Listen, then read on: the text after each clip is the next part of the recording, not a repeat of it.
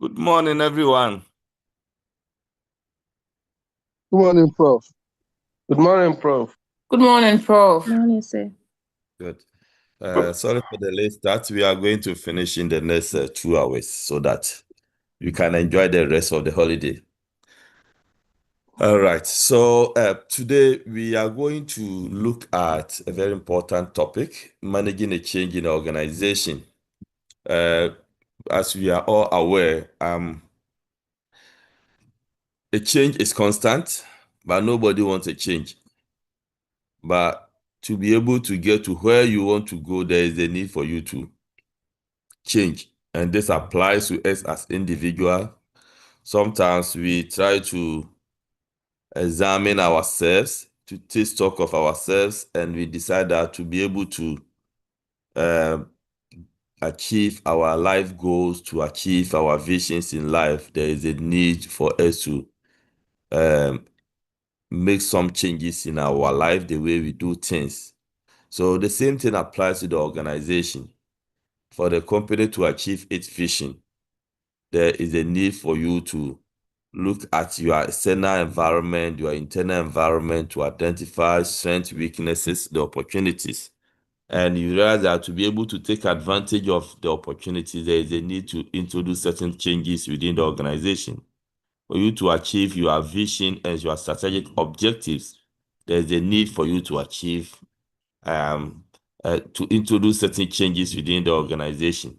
And that is why companies constantly bring about changes, either small or a big strategic change within the organization. It can be a merger, it can be acquisition, it can be introduction of a new technology, automation of the system, merging new branches, or opening up new branches. These are all changes that are introduced to ensure that you are able to achieve the vision and the major goals of the organization. So to understand this, I want us to look at the culture that we have in the public organization. You realize that many public state-owned enterprises are underperforming. And this has been happening for a very long time under successive governments. Right from independence to today, our state-owned enterprises have not been delivering to our expectations. But when it is in the private sector, things are completely different. So let us find out why state-owned enterprises are underperforming. We can think of Ghana Water, ECG, Ghana Post, and all that. Let's try to brainstorm. Why do you think these companies are underperforming? And let's look at it in terms of the typical culture that we have in these enterprises. What are the typical culture that you think is impeding the success of these enterprises? Just think about it within the public sector and send your thought in the chat room. The typical culture within the public sector, the state-owned enterprises, that you think are the reason why these companies are underperforming. Here, I expect everybody to at least post 2 reasons or 2 factors. Let's look at the typical culture within these state-owned enterprises.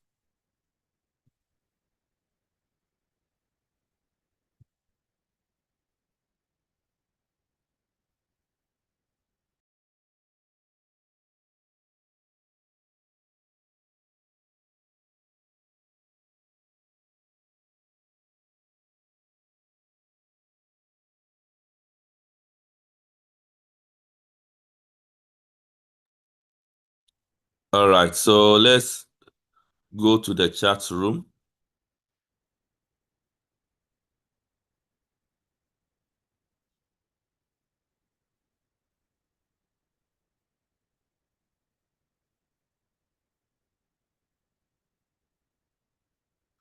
Okay, so you have lack of supervision, which is true. Bad corporate governance practices. We will come back to that. Who's posted this? Beatrice? Beatrice, we'll come back to you. Attitude that are counterproductive among staff. Ineffective monitoring and oversight. Complete lack of oversight. High power distance and political interference. Yes, in fact, there are two separate points. High power distance, the major issue. Unnecessary political interference. Incompetent or non-qualified directors for CEOs.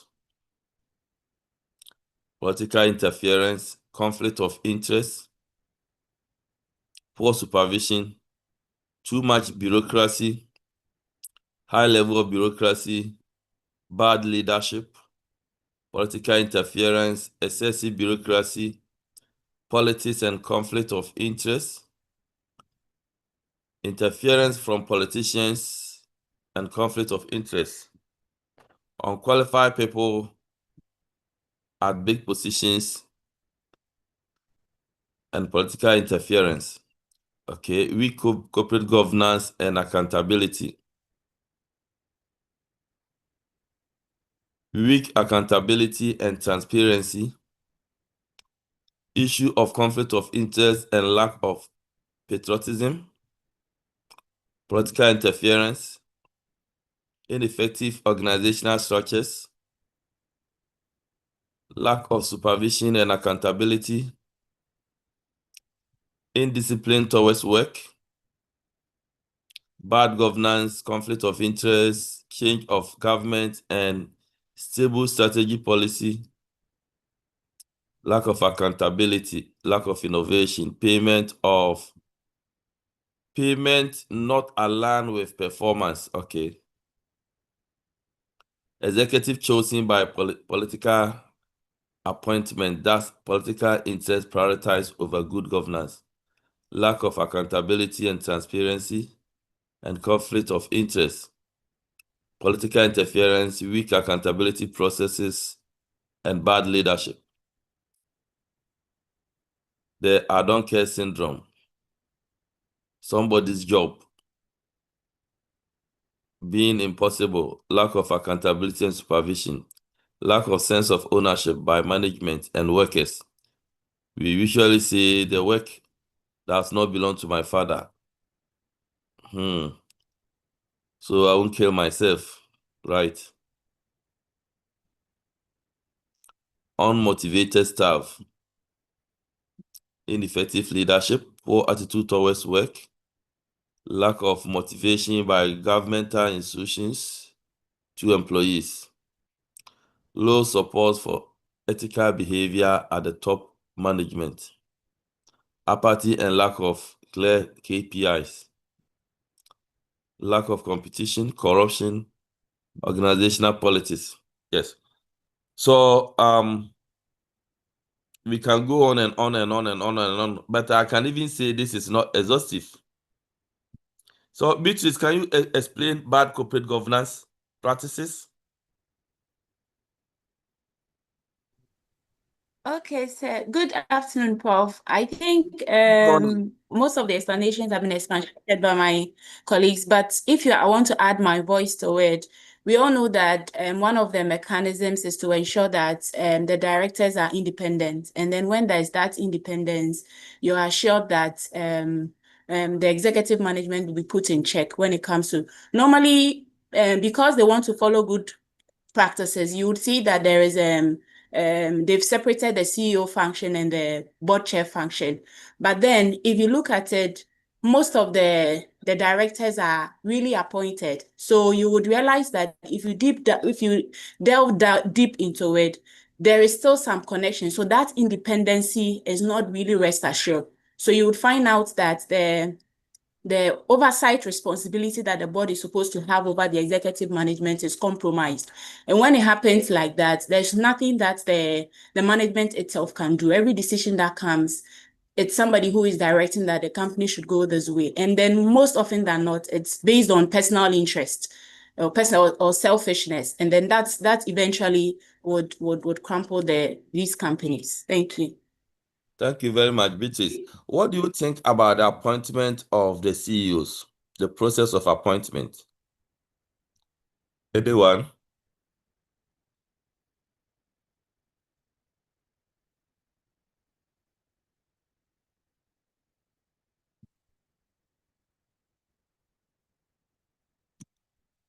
Are you there? Yes, Bridget. Good morning, Prof. Good So I morning. think in most of the state-owned enterprises, the CEOs, sorry, are politically appointed. So sometimes they might not have the right expertise for the particular field, but because probably they are more involved in the government, they are appointed to hold that office, and it creates a lot of problems. So when they are appointed, what problem is it going to create? Well, because they don't have the expertise, and also due to the political, nature of the appointment, some of them will misappropriate the funds. And then again, they will not, like Beatrice cited, there'll be poor corporate governance. Yes. So we can Yes. say that we cannot conclude that because they were appointed by political authorities, they don't have the expertise. We can say they may not have the expertise.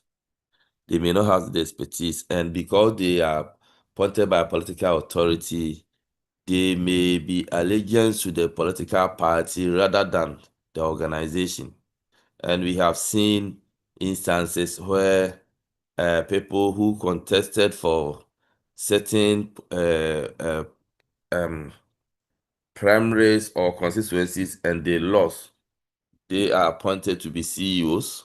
Sometimes they are appointed to become CEOs to be able to even gather money to contest for parliamentary seats. And when the president is going for campaign, you see that many of the CEOs are following the president instead of sitting down in the office to work. And we have seen several of them in our country. So these are some of the challenges. Let's go to John Mark. Prof, good morning. Good morning. I think the appointment of CEOs by government stems from the fact that the government is the majority shareholder in most of these institutions. Mm-hmm. And even from private corporate governance perspective, it is the majority shareholder who usually appoint the CEO to run his business for him or her. So if government runs or controls about 50% or more, it is just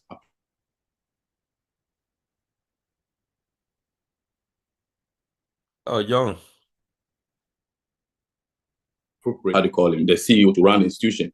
Now that said,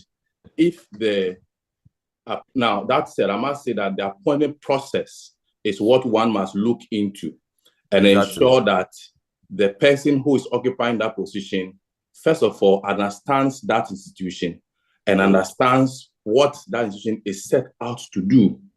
Good.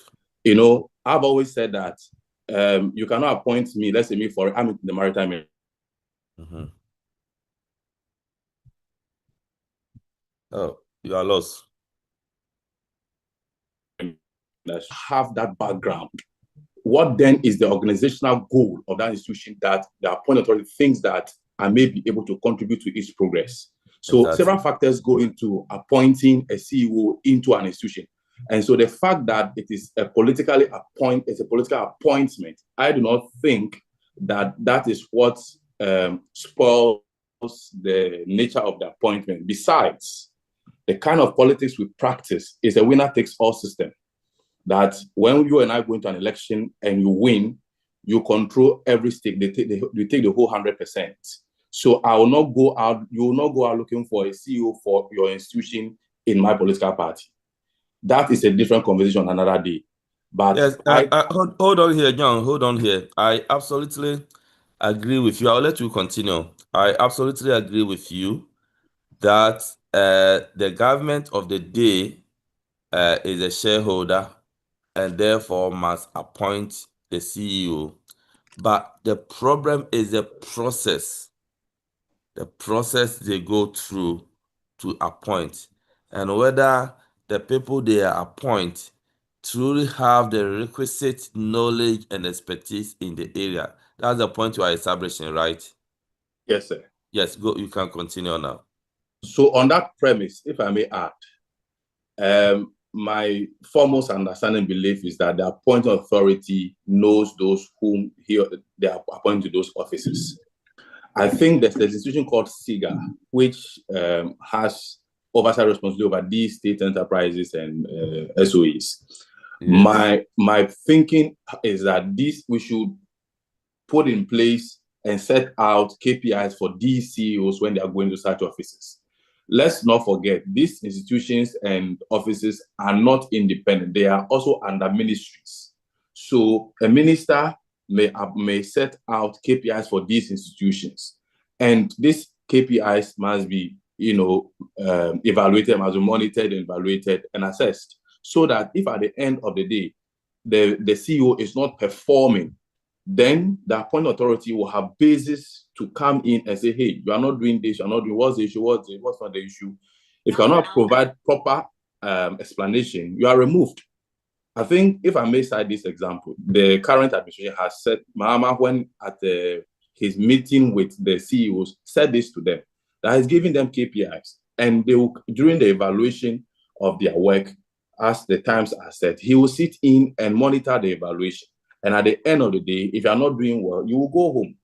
Well, that is a statement he has made. We are here to see how he walks the talk. But for me, that is encouraging. Implementation, yes. For me, that is encouraging. For a CEO to know that the fact that you were my campaign manager or you were my constituency executive doesn't mean that when you go in there, you're going to do what pleases you. You will do what to promote the image of the country and the institution for which you have gone into, so that another time, when somebody else comes in, they will know that once upon a time you were there and this institution flourished. So I don't think that politically appointed CEOs is an error or is wrong in the first. In fact, I am waiting for mine anyway. So I'll leave it there. Thank you. Okay, we are praying that you get a juicy position. Okay, yes, and then you can come and help business school. All right. So thank you very much for that insightful contribution from Mark. Let's go to Modesta. Yes, sir. Good. I don't agree with John entirely. Okay. Let's hear you. The issue is with the process, like you said, and the people. So with this current administration, some of the appointments they've made, sometimes I wonder how they were able to put somebody I know very well at a certain position. I was wondering how he got there. How is he going to do it? So it's 50-50. Yes, so Some what people John are is saying, appointed. with Modesta, what John is saying is that the appointment must be made by the president. And obviously, if you have a government in place, the government has its vision. And therefore, you appoint people who believe in that vision. You don't appoint people who don't believe in that vision. So we all accept that the president must appoint. But John's problem is the process. How do we appoint? Are we going to appoint because the person was my campaign manager, or the person is being appointed because he has the expertise to do the work? That is what John is establishing, and I do agree with him in that direction, that the process must be looked at. You don't appoint anybody at all, and that reconcile with what you are saying, that, like you said, there are some appointments you ask yourself, why did they appoint such a person to such positions? And I also have my own reservation when it comes to certain individual being appointed. That issue of some people being appointed, they don't have the qualification or they fake their qualification and all that. If the process had been transparent, the process had been robust, we wouldn't have such problems. The appointment authorities or the interviewing committee would have gone through all those documentations, and that embarrassment wouldn't be there. Okay, so Modesta, continue. Sorry for the interjection. Unfortunately, practically, it doesn't work. Yes. I understand what John is saying perfectly, but practically, there will still be people that will be appointed who don't deserve to be there. People already know where they will be, even though they don't have any experience there. By the time the government is sworn in or declared a winner, people already know where they will be. I heard people saying that I will be here, and they are there. Which is wrong. Yes. So I'm not saying that all of them is wrong, but most of them is wrong. The government, they feel indebted to the people because of the support they give them during their campaigns and all. So people will tell them, okay, I know somebody, Prof. I'm going to sponsor you with this amount. When you come, I want this. And the person is there. Meanwhile, the person doesn't have any experience, academically, professionally, nothing. So, Modesta, what do you think should be the solution? Just as John is saying, that side I agree with him. They should look into the processes very well. Yes. Yeah. Yes, and I think I do agree with you. Yes. Okay, so let's get to Eleanor. Eleanor. Yes, sir. Okay. Okay. Good. So, for me, I think just as you said, their political interest supersedes the organizational's interest. So for me, I think that even the appointments coming from the political, circle is a challenge for me. When they come in, most of them want to go and run for positions. So the interest of the company, for instance, I'm with Maslow. You realize that the biggest problem is serving the political community over the most qualified client. Why is this so? You bring someone who is politically inclined. All the pressure from his political folks is prioritized. So at what point will the problem cease?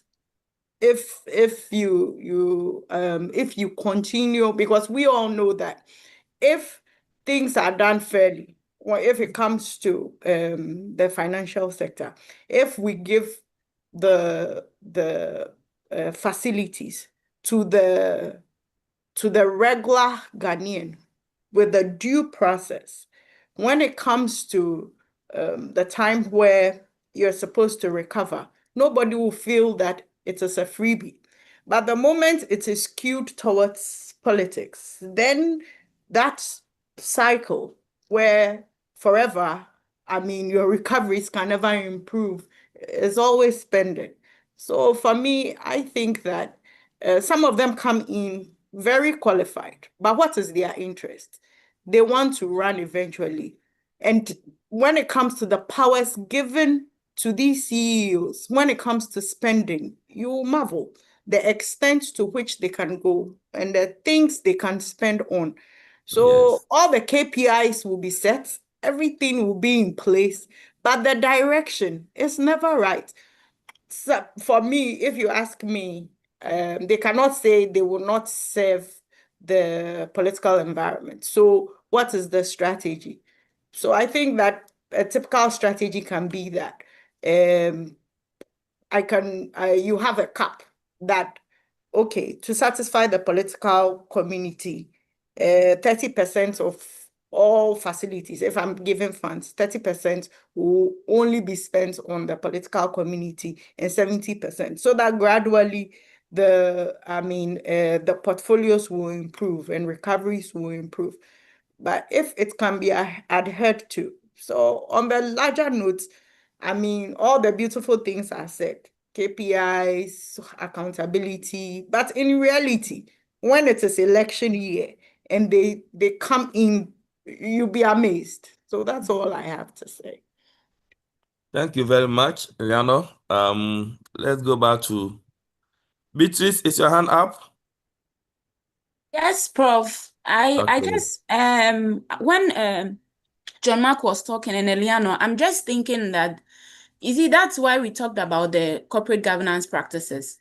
We are saying that the state has majority, and then that's where it comes in, and then they fall with regards to corporate governance practices.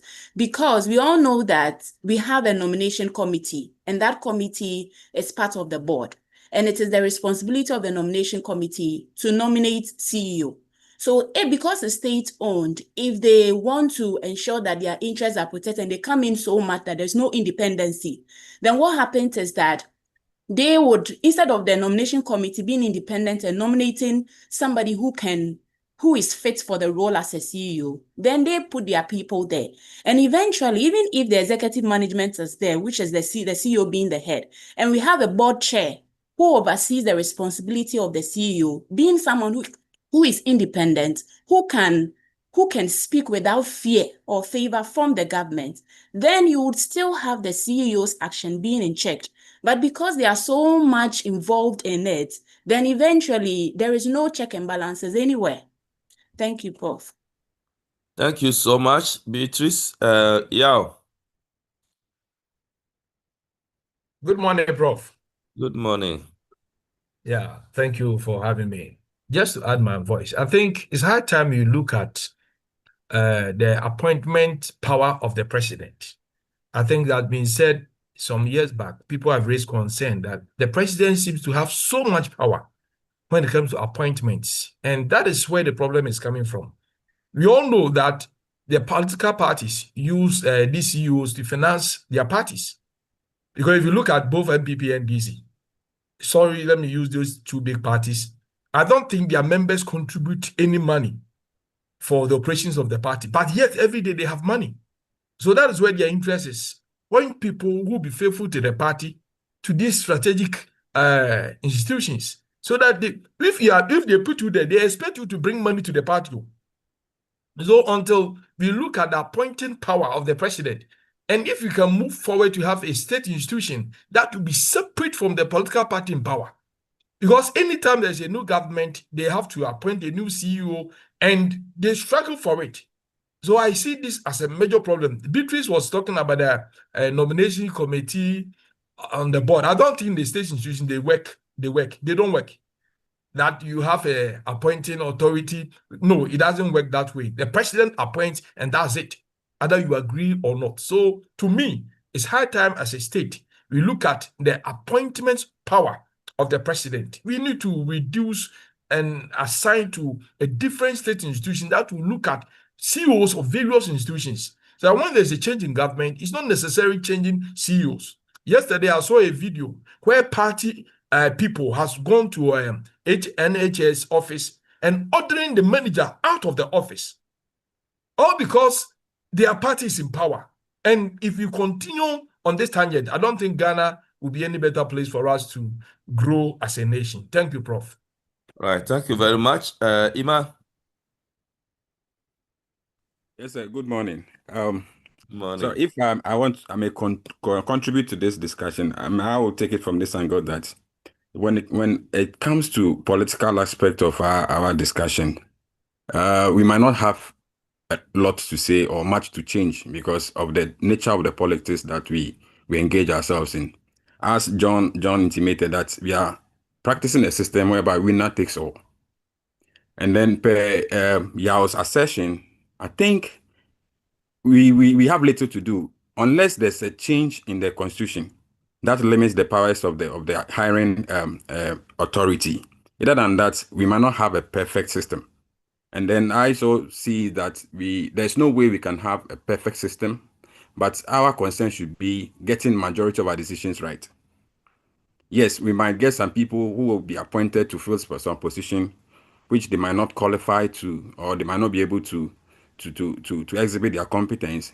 But if you're able to get majority of our decisions right, I think there can be a balance in some way so that we might have a perfect, a good system to run. And again, the hiring authority might have a reason for appointing somebody to a particular institution. Maybe our expectation from that person might be A or B, but the hiring authority might have a different expectation. For instance, if there's an institution that have low motivation, the staff are not motivated to work, but I see somebody who might not really have expertise in that organization, but the person can motivate effectively, then it's my duty, or I have the responsibility to appoint such a person to go to that institution, not to for the expertise aspect, but to motivate staff or motivate the people to do the work. After that, my work is done, I can be moved to another area. So there is very dicey, but it's we have to look at the totality of it. That is these appointments, are all of the people who have been appointed bad? No. But a majority of them also exhibiting competence and doing effective job. If it is yes, then we should look at those few people who are not doing the right thing or who are not fit for the job, and then try to massage it. But when we look at it as appointment is bad, appointment, no, we can never have it. All that they will continue to appoint people unless there's a change in the constitution. This is something that we cannot change. But as we are learning, we should also be taking clues from some of these things that, yes, if we get to that position, what are we supposed to do? As we are learning governance practices, are we able to live up to expectation, to change some of these things? Because it's our duty to change it. So when we are getting this to these places, these positions, then we should be changing things gradually. But as it stands now, there is no way things will change. But we should also put ourselves in the right position to do it. All right, Ima. So what about attitude that are counterproductive among staff? That here we are talking about employees, not the top. Yeah. Yes, that's what I'm saying. That if attitude are not counterproductive, there's a need for us to, how do we change the mindset of the people? What do they need? So what are the specific examples we have in this state or in institutions when it comes to bad attitude? What are some of the things we do? Maybe promotion. If they are not people are not getting promotion, it's no, also promotion is coming from management, but we are talking about attitude of the people, the employees. Because as we said earlier, we enumerated, it's government's job. Whatever I do, I'll get my pay.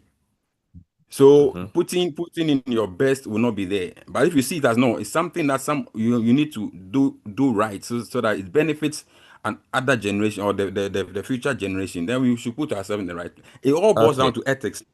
Okay, so let's take it from Cosmos. Cosmos.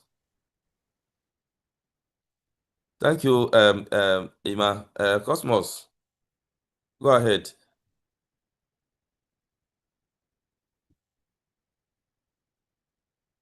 Hello, Cosmos. Hello, bro. Good. Go ahead.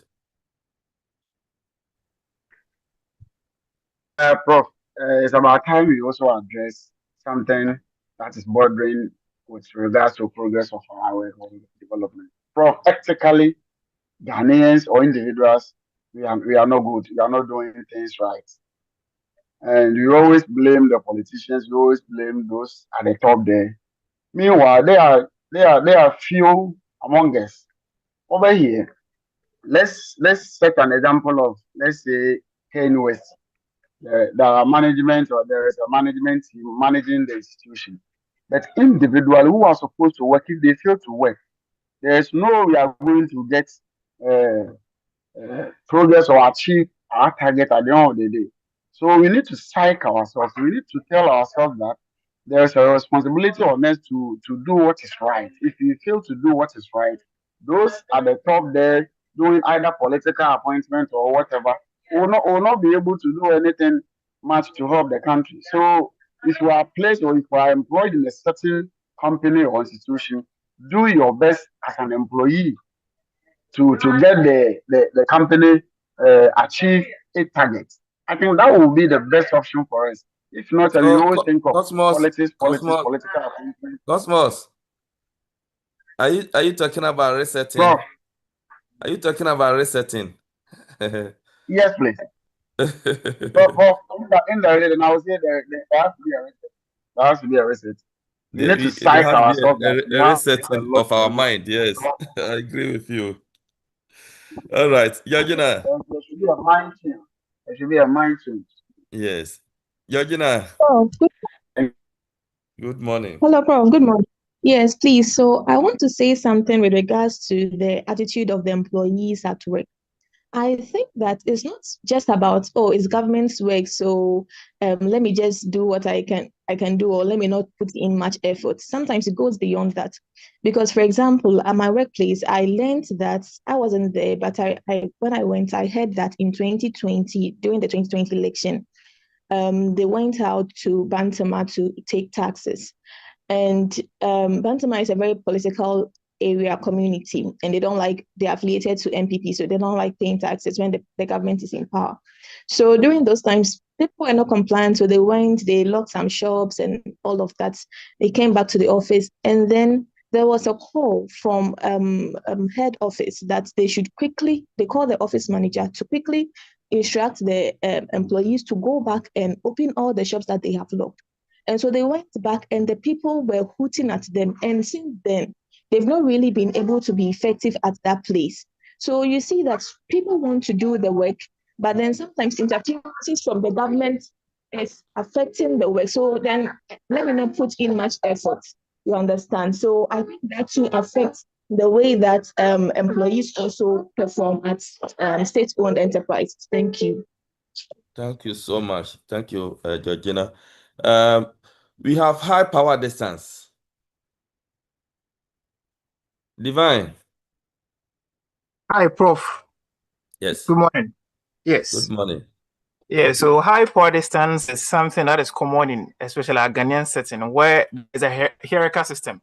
What the leader says is what we move on. If you try to question or critique it, it's seen as an opposition, a rebellion.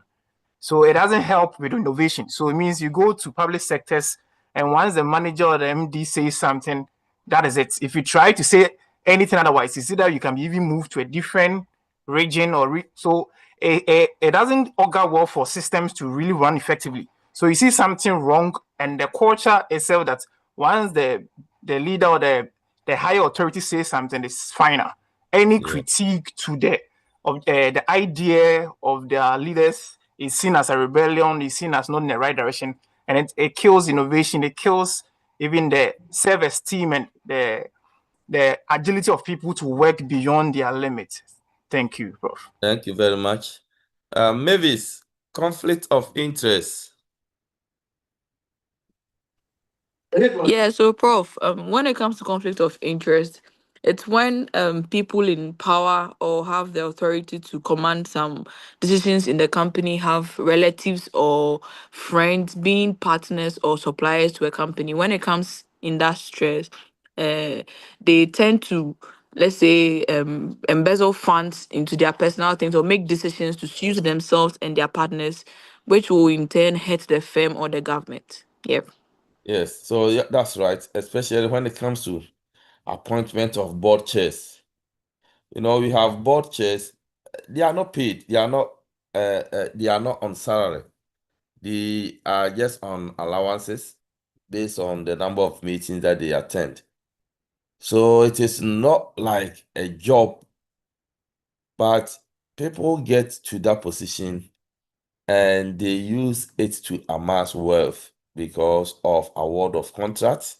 They are able to influence and manipulate and awarding contracts to themselves, their wives, their relatives, their friends, their own companies that they have set somewhere in the name of other people, either their children or their wives. So that is where conflict of interest actually come in and how it is manifested within the state-owned enterprises. And when we were talking about even the appointments, we were talking about the CEOs. We did not dwell much on the board members and the appointment of the board chair. That is another area that also creates problems. Sometimes it's the same president appointing the CEO and also appointing the board chair. And sometimes it depends on who is closer to the president. If the CEO is closer to the president, the board chair has no power, and vice versa. So these are all problems within the state-owned enterprises. Okay, so thank you very much. Let's look at Margaret, bureaucracy.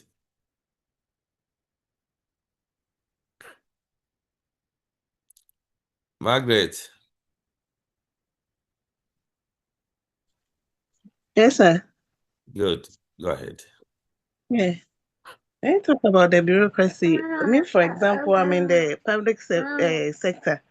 Go back, I'm coming. And sorry, sir. Oh, it's okay. We understand.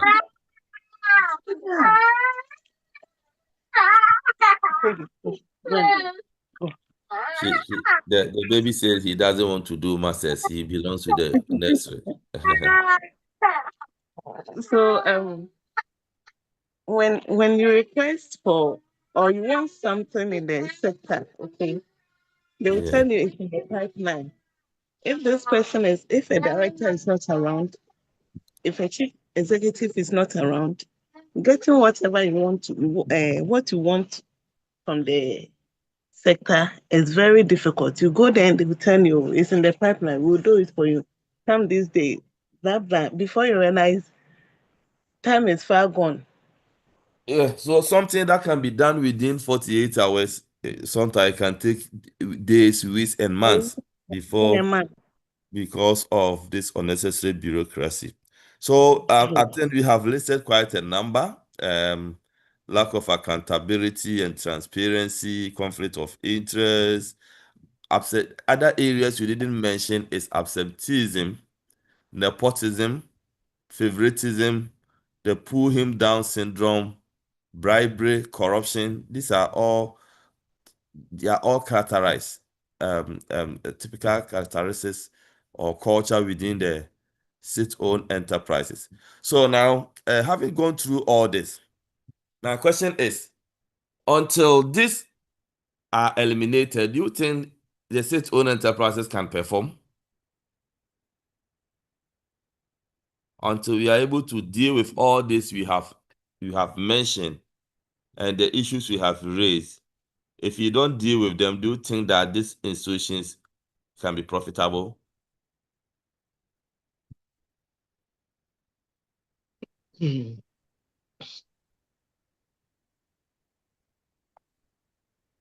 Obviously, no. So, these are issues that I normally refer to as the witches. I remember I listened to Professor Chuaye inaugural lecture. He referred to them as the witches and the wizards. These are the bane in the development of Ghana. And if these witches and the wizards are so present in the state-owned enterprises, there's no way these companies will be profitable.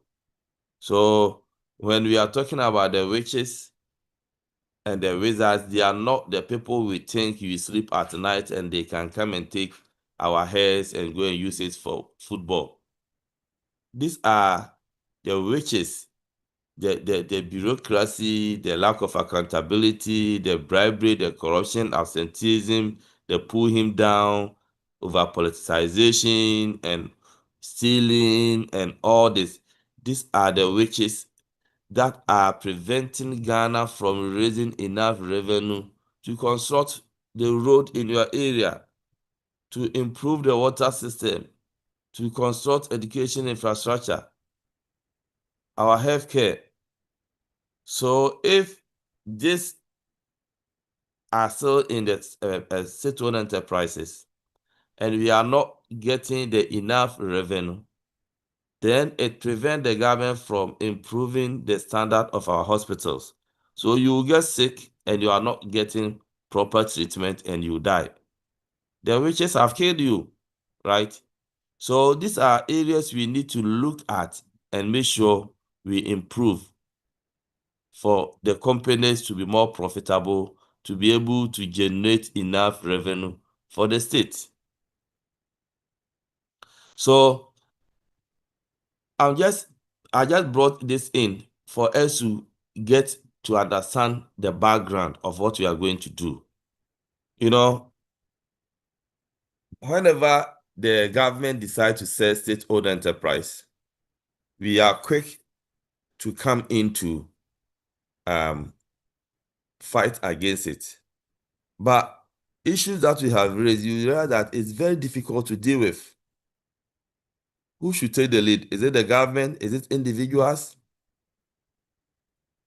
It's very difficult. Of course, we must show leadership. It should come from leadership. But our political system is such that it's going to be very difficult. And this is a situation many of our state-owned enterprises find themselves. And in 2008, we had Ghana Telecom. President Kufuor decided to sell Ghana Telecom. Because if you have these companies, let's take Ghana Telecom at that time, worth millions of Ghana cedis. It is unprofitable. It could not compete in the telecom sector. Ghana Telecom was first in Ghana, so when there was the revolution in the telecommunication industry, it should have taken the market leadership position. But it sat down, MTN came in, MTN was making profit. Ghana Telecom could not even pay salaries of employees, and they had to depend on government subvention to survive.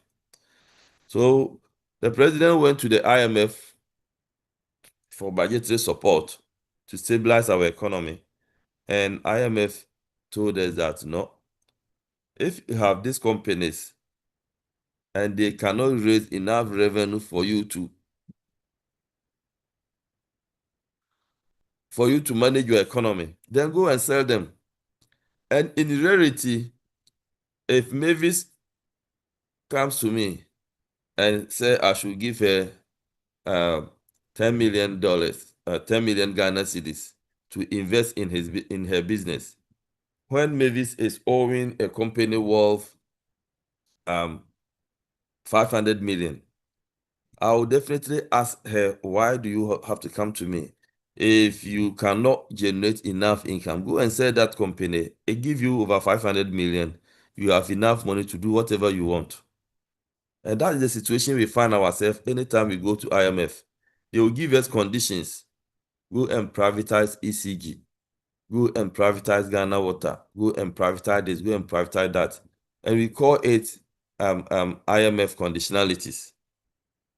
Of course, if you are coming to me for a loan, I have to give you conditions to ensure that you'll be able to pay the money back to me. So we don't need IMF to tell us to go and sell Ghana Telecom. When we needed about 1 million, or we needed about 1 billion, and Ghana Telecom was worth about 500 million, you sell it and half of your problem is solved. Why do you have to come back to me? So all the so-called conditions that we accuse IMF of